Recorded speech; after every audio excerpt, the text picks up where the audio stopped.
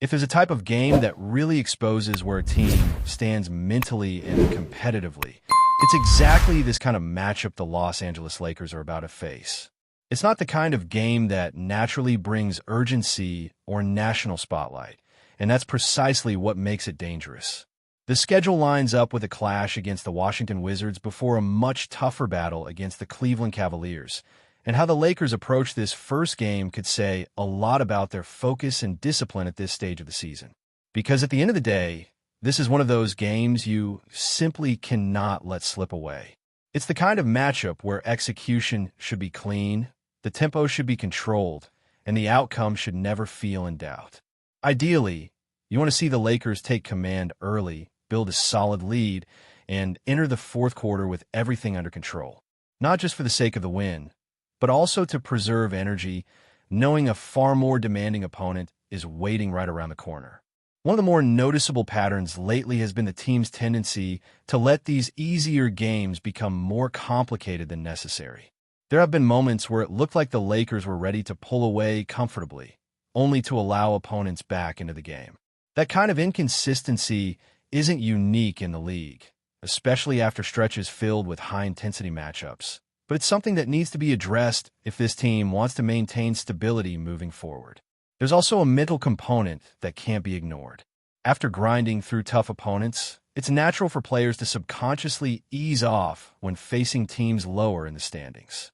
The edge softens just a bit, the urgency dips slightly, and that's often all it takes to open the door for unnecessary challenges. The best teams, however, are the ones that maintain the same level of intensity regardless of who's on the other side. Even without one of their key players available for this matchup, the overall situation still heavily favors the Lakers. In fact, this could open the door for a different kind of performance, one where the offense becomes more balanced and less dependent on a single focal point. When that primary option is off the floor, it often forces others to step up, take more shots, and embrace a larger role within the system. That's where this game becomes particularly valuable. For players who have been struggling to find their rhythm, this is the perfect opportunity to reset. Confidence can shift quickly in this league, and all it takes is one strong performance to get back on track.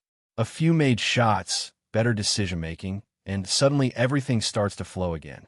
It's also a chance for role players to make a real impact.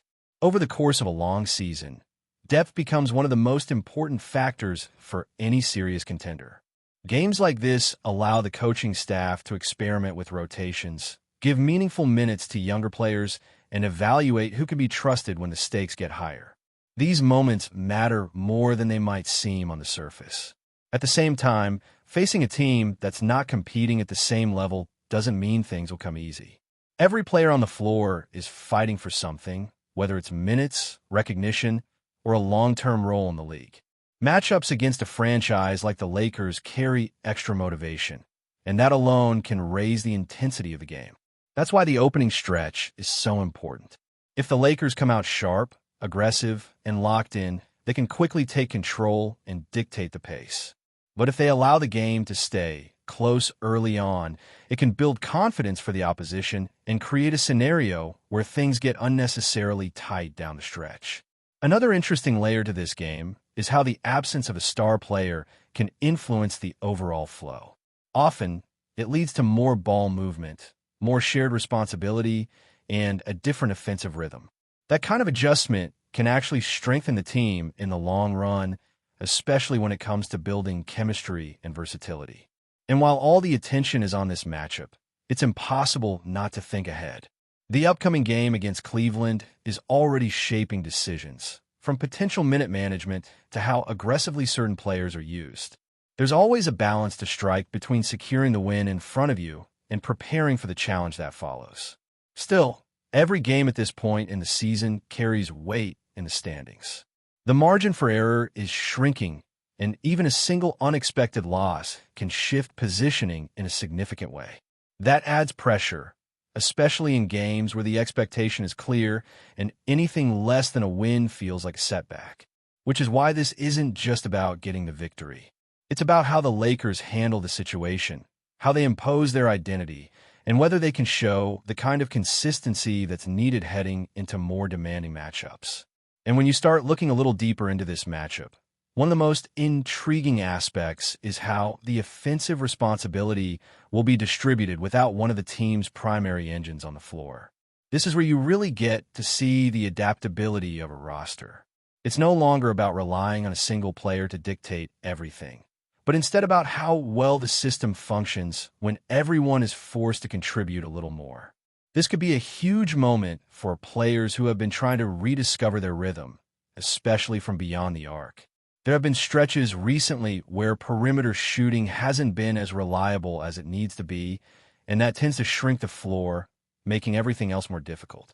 A game like this presents the perfect environment to get those shots falling again, to rebuild confidence possession by possession, and to reestablish that spacing that makes the offense so much more dangerous. You also start to look at guys who can quietly change the tone of a game without needing a massive scoring night. Players who cut at the right time, move the ball quickly, and make smart decisions can become even more valuable in this kind of setup. When the offense isn't centered around one dominant creator, those details start to matter even more, and it often leads to a more unpredictable and harder-to-guard attack.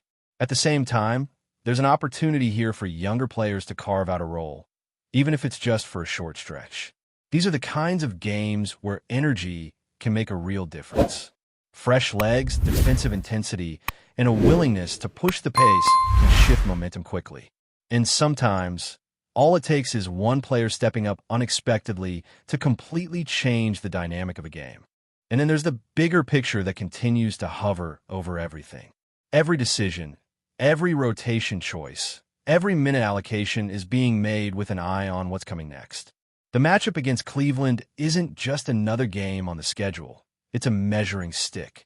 That naturally influences how aggressively certain players are used in this first game, especially those coming off injuries or dealing with minor wear and tear.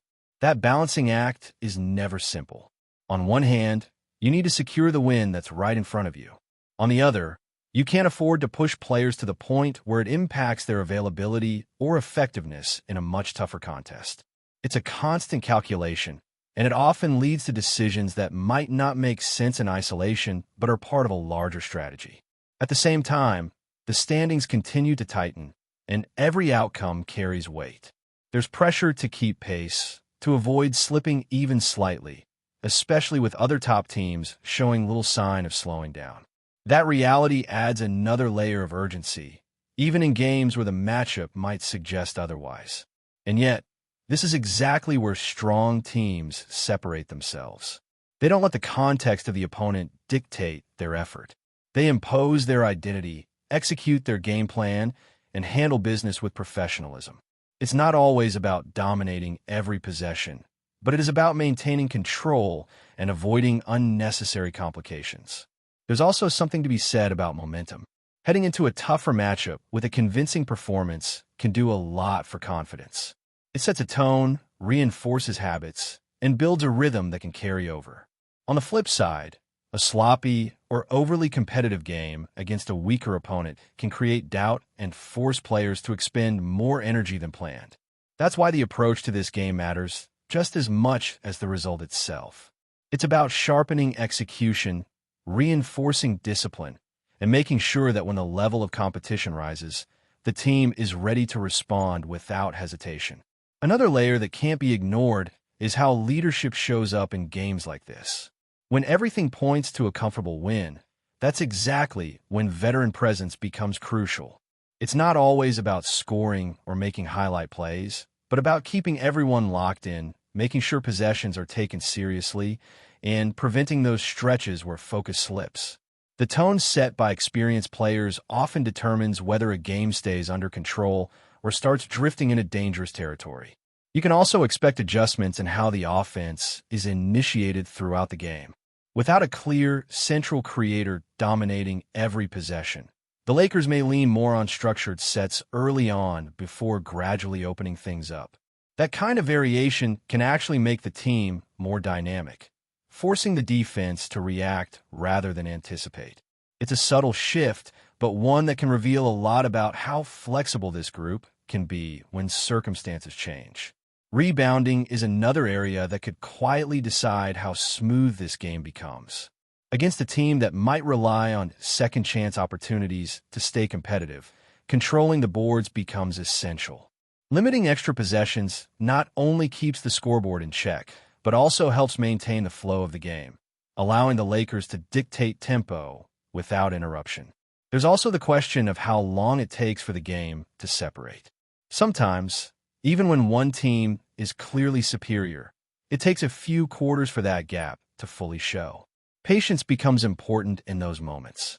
Forcing plays or rushing decisions can actually keep the opponent within reach, while steady execution eventually creates the distance needed. And as the game progresses, rotations will likely tell the real story. If things go according to plan, this could turn into a night where the bench gets extended run, giving key players valuable rest. That kind of outcome would be ideal, especially considering what's waiting next. But that scenario only becomes possible if the groundwork is laid early with the right level of intensity. Ultimately, this is one of those games where professionalism has to lead the way.